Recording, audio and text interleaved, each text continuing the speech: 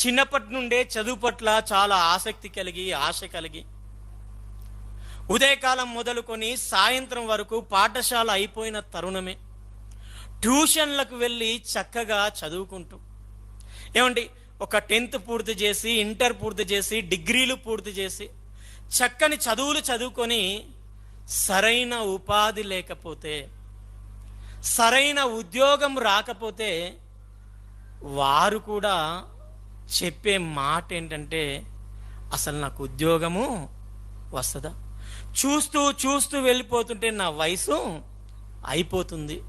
నాకంటే వెనుకొచ్చిన వాళ్ళు మాత్రము చక్కని ఉద్యోగాలు చేస్తున్నారు.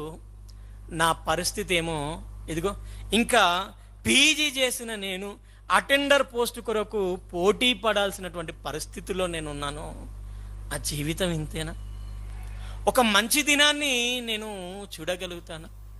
నా తల్లిదండ్రులకు, నా ఉపాధ్యాయులకు, నా కుటుంబానికి ఒక మంచి పేరును నేను తీసుకొని రాగలుగుతానా?